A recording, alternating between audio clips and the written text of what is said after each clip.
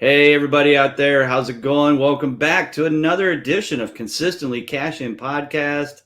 I am not Colby Conway, obviously.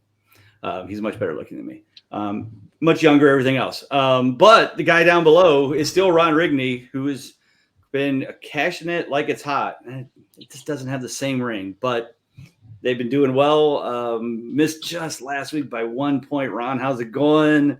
Thank you for allowing me to be a part of this wonderful show this week, and let's get back on the cash train. Of course, yeah, we're going to try to do it. As a matter of, I think one play knocked us out of the money last week, so we were right there, didn't get it done, but hopefully we're going to get that clutch game again this week. We're without our guy, Mr. Colby Conway, and I would agree, I'm definitely not as handsome as our guy Colby as well. He's definitely the face of the show. That's for sure. Right. So we made our lineup here. We're going to build it for you, right, like Colby and I do. And I feel good about all of them, but I feel pretty good about this one, especially some of the value plays that we're going to get you that I don't think are going to be as chalky as people might think. Yeah, I mean, as we were looking around, and this is the first time I've done this with you guys so far this year. Obviously, I've done some in the past, but I kept looking for where's Austin Eckler, where's Justin Herbert, where's Keenan Allen. Guess what? There's buys. It's the bye week. So there's some of the areas, especially running back position, some tough choices. But like you said, I feel like we've got some good values. We hit right down to the zero. We left nothing on the table. So Ron, let me start it off here. We went back and forth on this. We looked at, people like, maybe Joe Burrow. Is this the week for Joe Burrow? He's only 6,200. I mean, you could go chalky and go Pat Mahomes or Kirk Cousins because we expect that huge shootout, Kansas City, Minnesota. But we said, you know what? We're going to save a little money. We scrolled down and we looked at the fact that Matthew Stafford's playing at home against the Philadelphia Eagles, who have not done that great against the pass. They're, as you can see there, they're ranked 26, 28, something like that. So we went with that scenario, and I'm going to jump on one of our special magical tools that we have, and I'm going to type in Stafford. This is our historical consistency report, and I just wanted to look how Stafford has done. So the last, 2-3 seasons here, when playing at home against a bad defense, 26.75 fantasy points, 75% consistency, definitely his biggest matchup, or best consistency and points per game matchup. So that's why we like this. So for those of you who don't know what this tool is, here, I'll switch. I think I can switch real quick. I think I can do this. Just want people to see this because this is a really cool tool that we use quite a bit here at Fantasy or a Big Guy Fantasy Sports. So basically, this is called the Historical Consistency Report. So somebody like Stafford, who were like, oh, why do we pick Stafford? Well, we got the data to back it up. Here it is. Last 3 years since 2021, playing at home against a bad defense, which means bottom 10 in the league. So basically 22nd through 30 or 23rd through 32nd.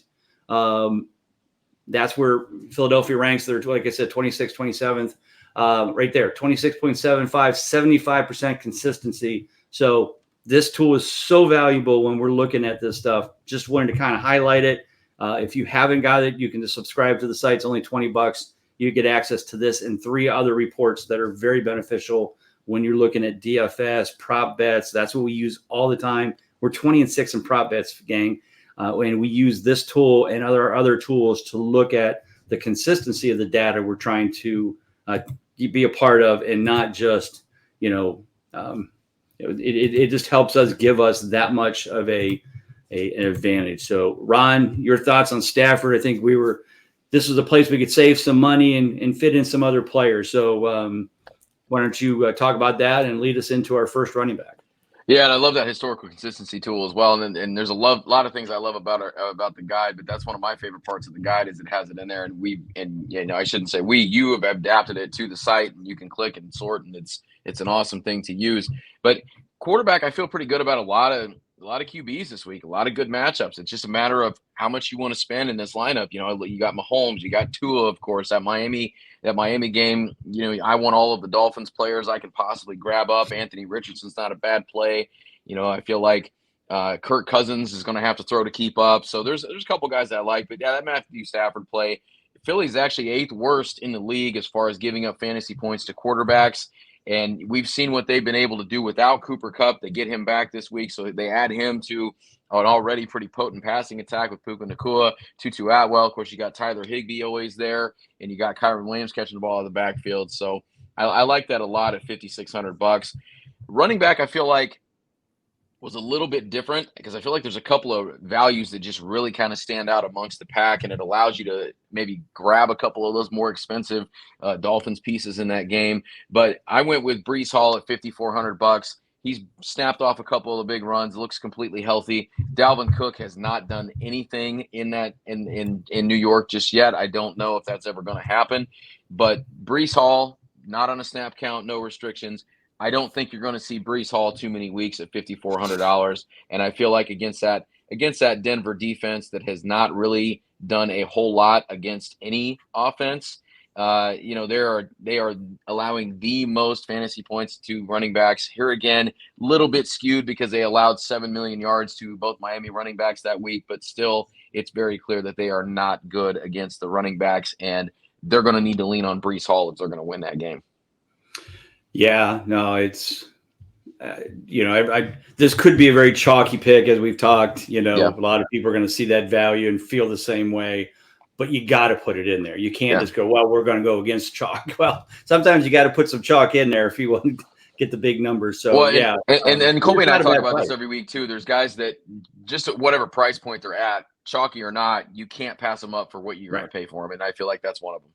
Yeah, and like you said, getting him at this price won't be going on for long because what will happen is he's going to get up to where we're going to pick our second running back, which is David Montgomery at 6,600. I mean, you look at that, and he's the sixth highest. But look at the fantasy numbers: 21.3 points per game so far this year. Last week, crushed off 3 touchdowns, had a huge monster week, and he's playing at home this week against the 28th ranked Carolina Panthers. Again, maybe Joe Mixon, but Joe Mixon's not, just doesn't put up 20, 30-point games like that. And so we definitely looked at that and said, good value there.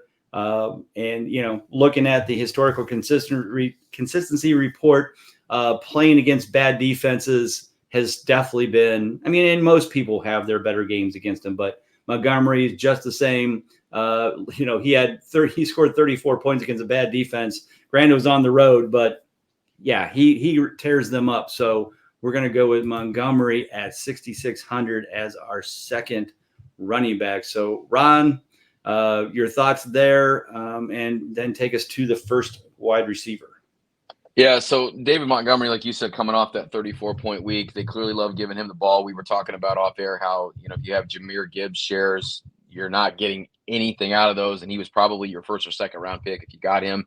But they love giving him the ball, and that, like we talked about, that Carolina defense, I believe that they're your third worst as far as allowing fantasy points to running back. So we know the volume's going to be there. They're going to be a little short at receiver, it looks like, with Amon-Ra St. Brown out. So you're going to see David Montgomery be heavily involved, and against a bad defense, at that price point, still $6,600, I think, for what he's going to give you is, I won't say a value, but I feel really good with it, especially with what we're getting with Breece Hall.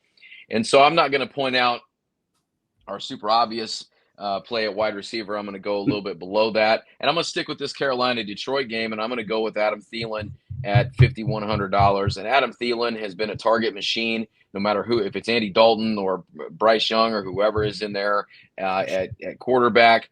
He has looked every bit, and I'm an Adam Thielen fan. When he's healthy, he's a guy that just gets it done, just gets open. Not flashy, but we'll take that. 5 catches for 70 yards, and love to get a touchdown out of him this week. But he's another one, and I think you said he's averaging like 18 points per game on DK. And so you can't pass that up at $5,100 because they're going to have to throw to keep up with Detroit. Yeah, I agree. That's yeah. No, if you're in this game, yeah, Bryce Young's going to have to bring it. And while they still may get blown out, he's still going to have to throw the ball a lot. Thielen certainly seems to be his favorite, as he should be. Good veteran receiver, runs great routes, smart guy, knows how to get open. Definitely a good play there. All right, well, I'm going to pass on the chalky so that you can have him. I'm going to go D. We're going to go D-Hop. I know a lot of people are going, what? Why? But look at the numbers here, folks. 25th, going against Indy, at Indy, 25th, indoors, no weather concerns, no Treylon Burks. It's got to be D-Hop all day long. They've got to get the ball to him. This is the kind of defense they can do this in. Tannehill's a solid quarterback, not great. They'll run a little bit, obviously with Henry and those kind of folks, but D-Hop's healthy, which is always a concern. And this is the week that he could go off for, 6 catches, 100 yards, touchdown or 2, and get a lot more than his current 9.9 fantasy points per game. At $5,700, Nico Collins, you could say, would be the great pick here because, look, he's $5,600. But Nico Collins is going against A.J. Terrell this week in Atlanta. Not a good thing. Last week, he held down Ridley. Terrell has held down everybody so far this year. So Nico Collins is definitely one we looked at, but felt like not the pick. But we're going to go D-Hop at $5,700 and wait for his breakout week this week and help us win some cash. So last but not least here, third wide receiver, and I think you know where we're going with this. Tyreek Hill. I know he's $9,000. I have no problem with pivoting off him to go with Jalen Waddle, but I feel like here again, chalky plays. You mentioned it. You got to build that floor. And what do we need to say about Tyreek Hill? He's received 9 targets, 3 out of 4 games. Now, a little quieter against Buffalo, good defense. However, this week he's going against a defense that is not good, as we talked about with the Giants. Going to get out to a big lead, going to be a track meet, and he has potential for a big game here. But I feel like building your lineup around him, with as much as they're trying to get him involved in the offense, it's going to be a big week for Tyreek Hill. So I think he's worth that $9,000, especially with the value we've got in this lineup around him. Yeah, that's for sure. All right, so we figured we needed to save some money, so Travis Kelce, Taylor Swift combo is out, Hawkinson. So we scrolled down a little bit, and we found nicely priced at $3,500. One of my favorites, always for consistency in the past, Zach Ertz. He's only at 8.4 fantasy points per game so far, but home again against a bad defense. Cincinnati's ranked 28th, I think, when we pulled that over. In the past, he has went 86% consistency, about 13 points a game. That's what we're looking for out of him this week at that price tag. And I feel like he's going to get it.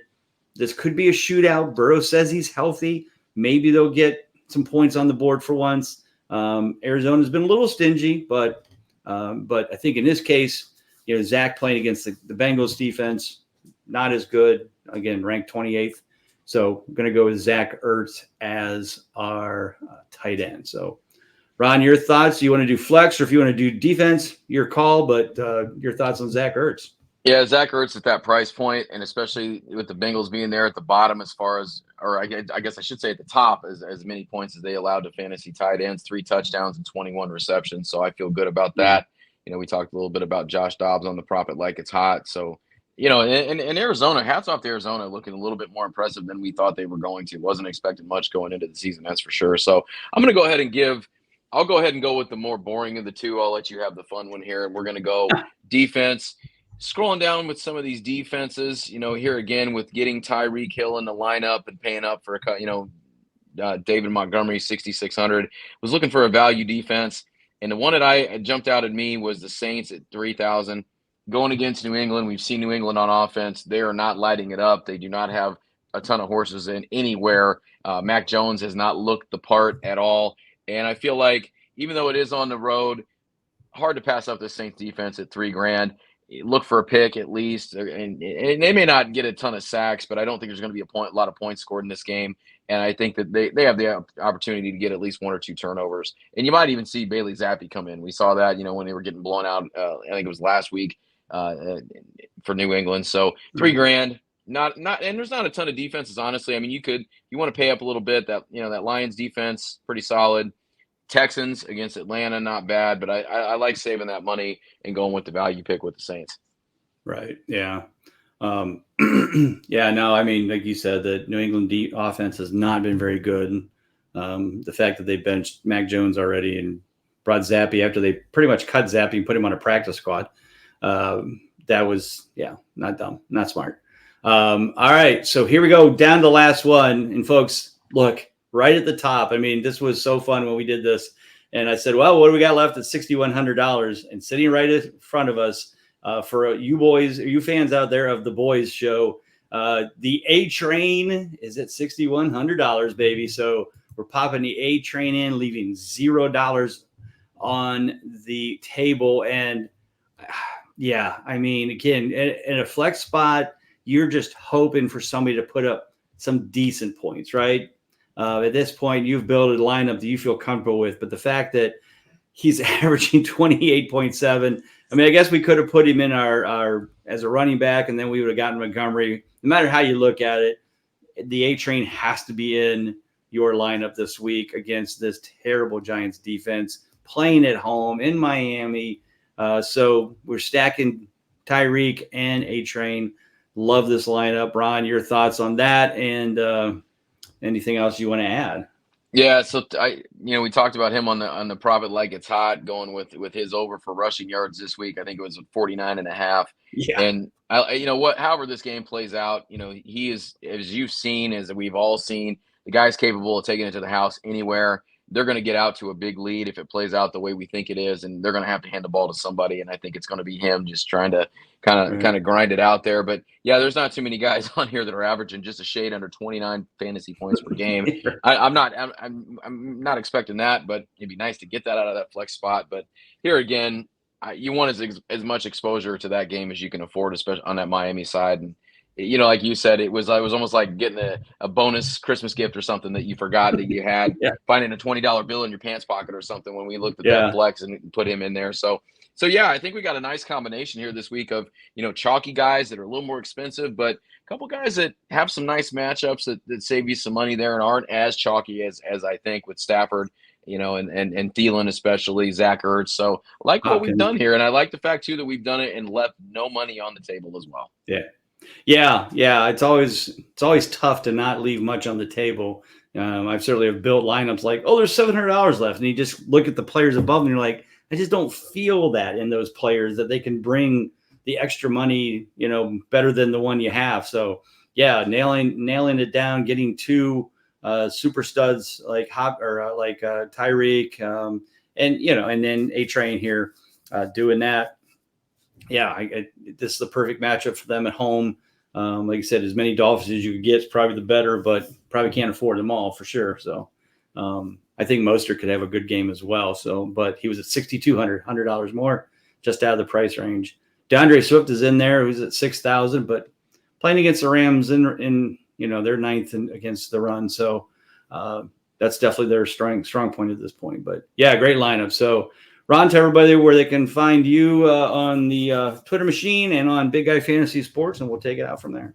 Yeah, so on the X machine, you can find me at Ron Rigney, not hard to find on there. And much like you on this show, as myself on Profit Like It's Hot, I'm pinch hitting for our guy, Mr. Colby R. Conway. I am not as handsome as him, but I am trying to play him on TV this week. So check that out. You guys have been killing it with the 20-6. I hope I don't bring bad mojo to the show. I don't think I am, because you look at that article this week, those are some pretty solid props to get you some of that cash. And as always, come check out all of our friends over at BigGuyFantasySports.com and the great things that they are doing on the daily over there. Yeah. No, all kinds of great stuff. Every day there's a new article or two or three or five, whatever it is. Always great stuff. So make sure you get your subscription to Big Guy Fantasy Sports. It's only $20 for the year. Daily email blast with all the top articles that you can read with your subscription. All the cool tools. We showed you about the historical consistency report that we've been using for this DFS lineup. I use the consistency report for checking all of the prop bet stuff. There's a trend report that shows you how guys are doing from a consistency standpoint. If they put up 2 in a row, 3 in a row, maybe they've had 2 misses. So that kind of stuff is very important as you're looking at guys, who's hot, who's not, who do you want to get in your lineup, who seems to be kind of moving toward that consistency trend. And we're the only ones that are doing it the best out there. So make sure you check all that great stuff out. As always, you can find me at Bob_Lung on the Twitter machine. As always, everybody, take care. God bless. We'll see you soon.